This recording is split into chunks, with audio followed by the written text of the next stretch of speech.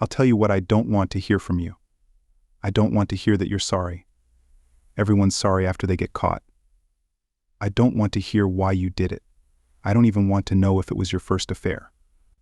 None of this shit matters to me in the slightest. What matters is that you did it. You fucked up your family. That's right, you didn't just cheat on me. You cheated on our 4 kids. They won't have a chance at a normal childhood. You cheated on both our parents. Now the kids won't have a normal grandparent-grandchild relationship. You screwed your whole family, and for what? Fuck you, just fuck you. As far as I'm concerned, you're a lying, cheating piece of shit. But I talked to a lawyer like you suggested, and she confirmed that what you threatened me with would be the likely outcome. So my life is going to be miserable for the next 10 years. Imagine my shock when I discovered that, according to the law, you were the one who ruined us, but I will be the one punished. Rick, honey, please, I didn't threaten you. That's not what I meant. You have to believe me. I was trying to rationalize the reality of our lives. Okay, I'm a lying, cheating whore, but do our 4 children deserve to pay the price for my behavior? I realize the kids come first, but apparently in your world, ruining my life is just collateral damage. And please don't call me cute. You don't have that right anymore. It's just Rick. And just for laughs, I'd like to hear you telling me that I should let you continue your affair, even though I'm married to you, so I don't have to be a part-time father paying child support and alimony for the next 10 fucking years, isn't a threat. I didn't handle that very well yesterday. I'm sorry, but I'm having a hard time explaining it. This isn't meant as a reproach to you, but Troy does things to me. He makes me feel things I've never felt before. I don't love him, but right now I can't let him go. Yeah, I know. You told me he has more and blah, blah, blah. I'm sorry that what I was born with wasn't enough for you. But in my defense, we had sex before marriage. And in 15 years and 4 kids, I've never once heard you complain about my abilities in sex. Not once. This is all about you, not me. I know it's Rick, but please let me try to explain it better. This should be good. I love fairy tales, please continue. He waved his hand ceremoniously and sank back into his chair. In the years since this all started, have I ever once denied you sex? Have you ever noticed the slightest decrease in my attention to the entire family? Have I ever canceled a lunch date with you? Is there anything you can point to that you or the kids have suffered because of my outward activity? Truth be told, he couldn't. But that only made him angrier because she just didn't understand him. Then tell me this, if you've been so good at hiding it, taking care of my needs and being a good mother to our children, why tell me about it now? At least I had the bliss of ignorance, and now you've robbed me of even that. I had to tell you, Rick, because someone close to us saw me in a compromising position, and I didn't want you to find out from them. I had to tell you. How honorable of you. Who saw you with your buddy? I want to know because no one has said a word to me about it, and I'd like to know who my good friend is. I'm not going to tell you that. I can't. Why not? It's not like you're going to tell me your lover's name either, so it only gets better.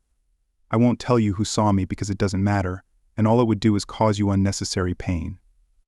I won't tell you who my friend is because I know you, and you would try to hurt him.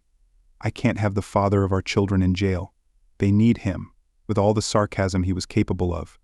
It sounds like you know what's best for me in every aspect of my life, so I guess I shouldn't get upset. Next step is for you to explain to me how good it would be for me to sit in a chair like a good cuckold and watch you two have fun. Just stop being sarcastic, Rick. It doesn't make you look good. And stop acting so childish. What the hell is a cuckold? No, you're the one being childish, Cat. You mean to tell me that you both haven't laughed at me once in the last year or taken many other opportunities to belittle me? How many times have you slept in my bed with him, or let him drink my booze, laughing the whole time I was out of town?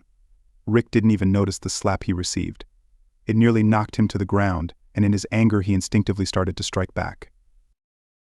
Somehow he managed not to, but it was very difficult. He stood, rubbing his cheek and training his jaw to make sure it still worked. He was in a state of shock, shocked that she'd hit him, and horrified that he'd almost hit her back. He knew it was time to leave. He had to put distance between them. Kat, for her part, was just as stunned by her violence against the man she loved. She opened her eyes wide and covered her mouth with her hands, unable to speak. She began to cry. Everything was falling apart. This was not how she wanted this conversation to happen at all. Recovering, she apologized and tried to hug Rick, but he pushed her away. Rick, I'm so sorry, please forgive me. I know you have no reason to believe me, but he never came anywhere near our family or home, and none of us have ever said a word about you. I don't know if you'll believe me, but I know how to compartmentalize my actions. When I'm with you, he doesn't even exist. And when right, Rick quickly interrupted. That also means that when you're with him, me and the kids don't exist, right? Kat lowered her head and said quietly, yes, Rick, but that's good. I was going to add, how could you think I would do such a thing to humiliate you? But under the circumstances, I guess there's no point in arguing. But it's true, nothing like that ever happened. Fuck you. Isn't this where I need to say that I'm also going to have all the kids' DNA tested? Kat lunged at him to slap him again, but this time he saw it coming, caught her arm, and said threateningly, don't try that again. I'm trying my best to keep my composure. And frankly, what you've been doing to me all these months doesn't give you the right to be shocked by anything I ask. Okay, Rick, I understand, but we have to work this out somehow. My friend is outside of us. You mean that creep? It was a statement, not a question. And all the venom that had built up inside him was put into that statement. He's not a scumbag, Rick, he's a good guy. Of course he is. He's just a good guy who goes after other people's wives. By the way, while we're on the subject, do I need to get tested for STDs? I mean, how many other wives does he have? There's no telling what rotten diseases he's carrying around, right? Sure, you can do that if you want. But he and I have both been getting weekly tests since our friendship began. I insisted on it so you wouldn't be at risk.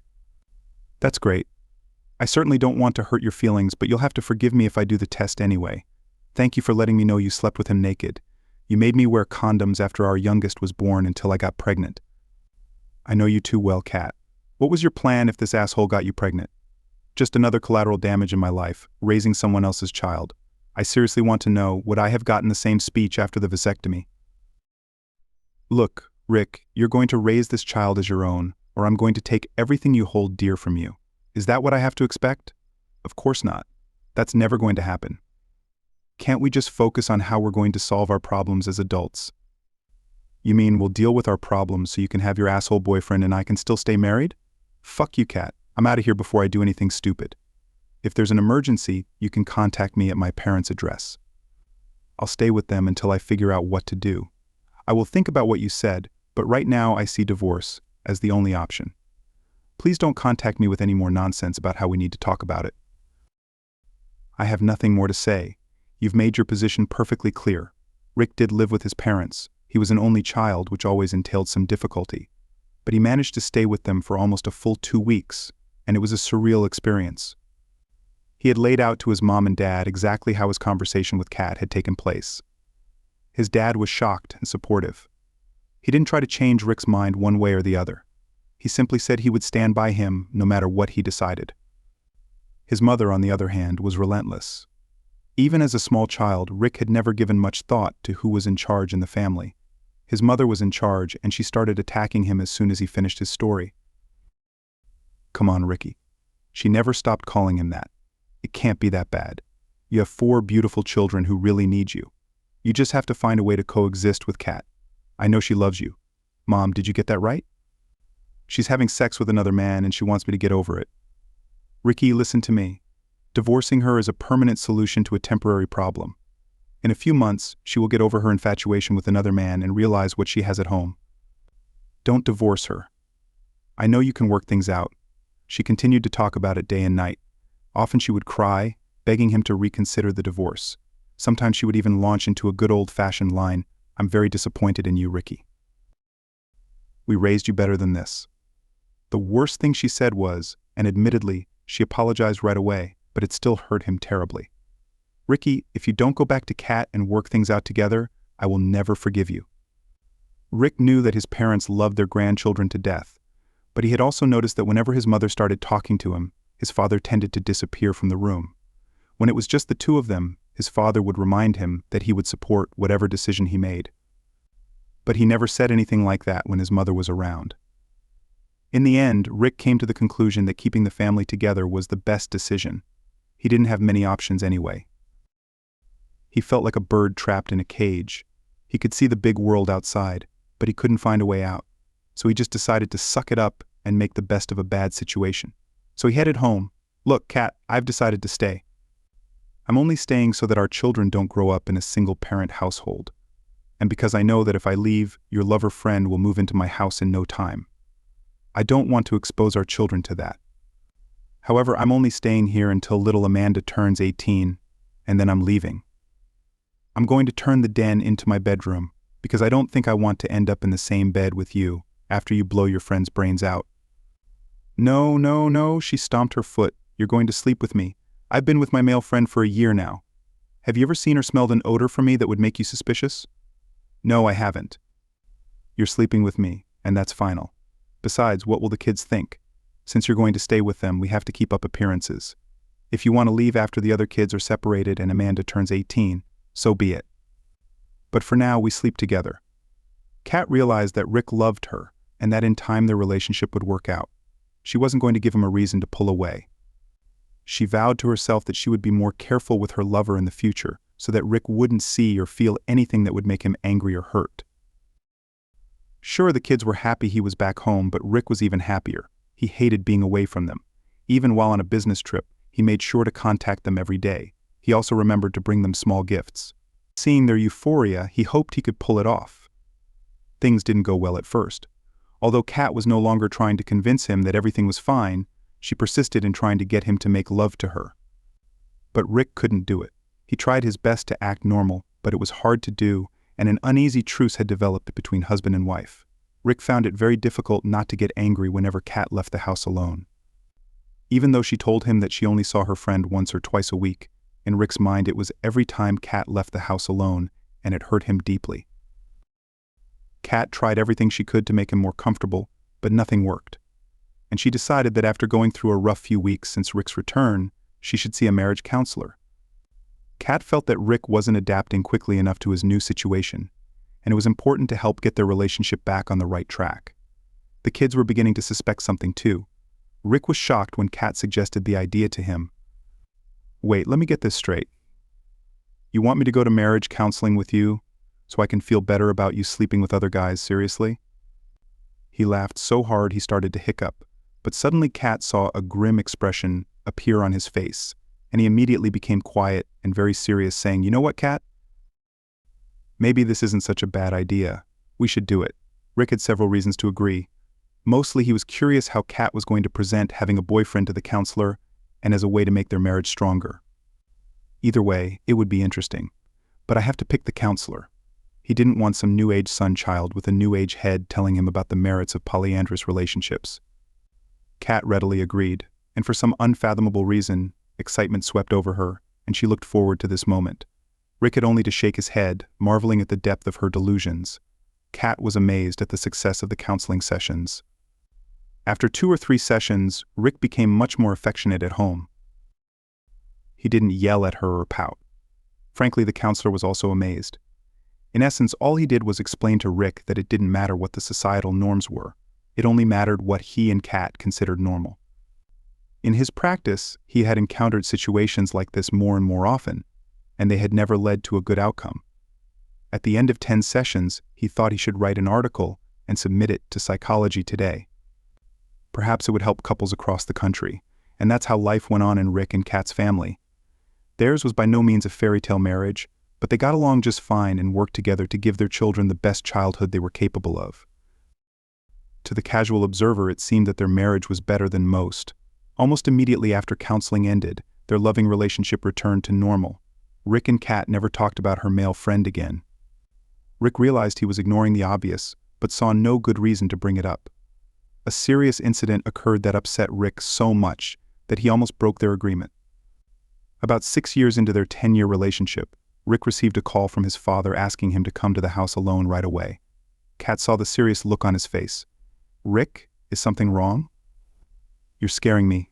I don't know, but I think Mom might be sick. Dad said I should get over there right away." "Well, wait, I'll come with you." "No," he said, "for me to go alone." Kat looked worried, for she loved his parents almost as much as she loved her own. "Okay, but please let me know what's going on as soon as possible." He promised he would let her know and set off for his childhood home.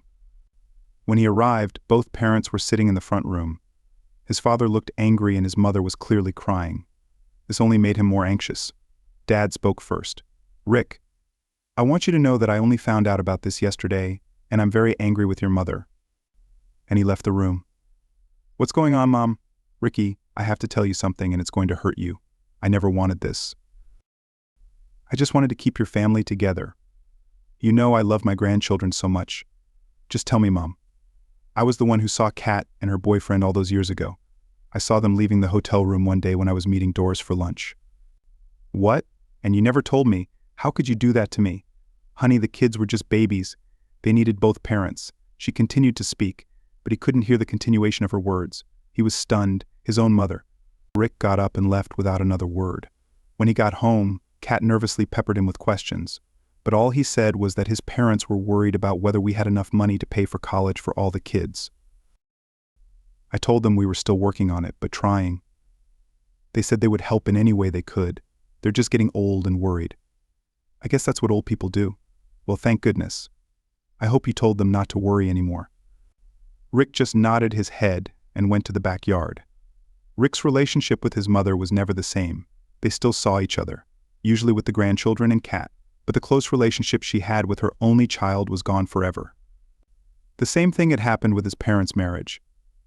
His father actually left the house for about a month, so upset was he by his wife's cheating. Unfortunately, his father passed away about a year after that encounter. He died a sad man, and it bothered Rick a lot. He had a few somber days after the funeral. To Kat's credit, she was there for him every step of the way and helped him out of his depression. Rick's resolve to leave his wife began to wane. He was still fighting it, but he realized that his wife loved him and was trying, so he began to have doubts. Before anyone knew it, their oldest child was off to college, followed by the next two. Amanda didn't turn 18 until a few years later, but she had already graduated high school and was about to go to a state college. Everything they had been told was true. The years of parenting, especially middle school, passed like a blur. Around the same time, his mom passed away as well. As an only child, all he had to do was make arrangements for their inheritance. Dying is a very difficult and time-consuming process. There is a saying that as an only child, the good news is that you won't have to argue with your siblings about anything after your parents die. The bad news is that you have no siblings to share the burden with. Ironically, it turned out that his parents had left him enough money to allow all of his children to pursue higher education without taking on the burden of student loan debt. While going through some important papers, Rick saw a letter from his mother addressed to him. The envelope read, "For Rick, after I'm gone." The letter was dated just 3 weeks before her death. Gotta have Mom put a date on it. He slipped the envelope into his shirt pocket and decided to read it later. Shortly after his mother's death, Rick had essentially decided to stay with Kat. The resentment and anger were gone, and he felt his life was better than most. So why rock the boat? Plus, he had seen how lonely his mother was, and it worried him that the same could happen to him if he left Kat. Amanda was the only child in the house, and he was already starting to suffer from empty nest syndrome. Rick tossed the letter in his desk and forgot about it for a few weeks. One day, while digging through his desk drawer, he saw it and decided to read it. What he read shocked him, but he had a hard time believing it all the way through. That's the trouble when you start lying. Trust is lost and you wonder about motives. Was the content of the letter true, or was his mother just trying to make herself look better after her death? He decided to destroy the letter and not say a word. It was less than a year until Amanda would turn 18 and head off to college. But he thought of her often, and it affected his decision-making about his future. The day after Amanda left for school, Rick met with Kat. "Kat, I met with a lawyer and I'm going to divorce you. You can go to her office to sign the papers or I can bring them to you. I don't want to embarrass you, but it's time for me to move on." "But why? We've been so good all these years." "Because I don't love you, Kat, and we agreed that I would stay until Amanda turned 18. You don't love me?" "No, Kat, and my love didn't gradually fade away. It stopped the moment you threatened me. I'm obliged to leave as we agreed 10 years ago. I know our paths will still cross because of children and grandchildren, so I'll be polite. But it's over between us." "Come on, Rick, you mean all those times we held hands? The countless times you told me how much you loved me and the love-making wasn't real? I know the difference between sex and love, and you made love to me. It took a little while, but after a few months your revenge sex turned from revenge sex to sex, and then to love-making. I know that's what happened. I lied to you, Kat. It was an act. And do you know why?" Kat was openly crying now. She said nothing, only shook her head negatively. "Because I realized something in a fairly short period of time, and it came down on me like a brick hitting me. You can divorce me at any time for any reason. Why do you think I agreed to counseling? We live in a no-fault state. You could file for divorce just because I forgot to take out the trash or forgot your birthday. What if over time you fell in love with your boyfriend? Either way, the result would be the same. I'd be a part-time dad. You had all the power in our relationship. I couldn't risk it. So I tried to be the best father I was capable of and pretended with you. I don't believe you. I know you love me. I know you love me. I would never do anything like that to you. She was screaming hysterically and sobbing uncontrollably. Maybe now she was finally realizing the depth of what she had done. Wait, please, Rick. There's something I have to tell you. I haven't seen my boyfriend or been with anyone but you in almost 10 years. Yeah, like I believe that. That's pretty desperate even for you, Kat. Rick really felt that Kat was willing to say or do anything to get what she wanted. I swear it's true, Rick. I've been a completely faithful wife to you since a few months after we talked. Why? And what happened? You never said anything to me. I figured you wouldn't believe me anyway, so I didn't say anything. As soon as I told him that you now understood our relationship, he started to change. When we were together, he started belittling you, calling you a weak. He started telling me I should cut you off and said all sorts of perverted things when we were together.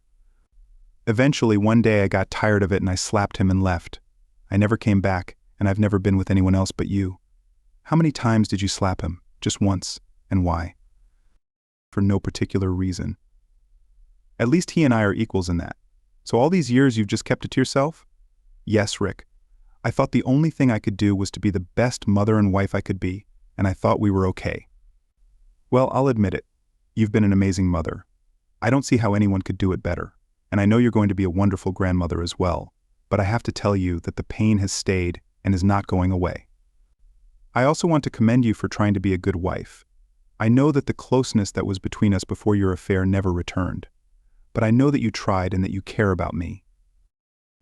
And yet it never became anything more than just two friends with benefits to me. Please, Rick, you have to stay. Please don't leave me. I'll do anything you say not to lose you. Please, I'm begging you. Okay, Kat, then answer me one question. A few years ago, I found out that my mother was the one who saw you with your lover. Kat pretended to be shocked by this revelation. Did you ever talk to her about it? After a pregnant pause, she replied, No, honey.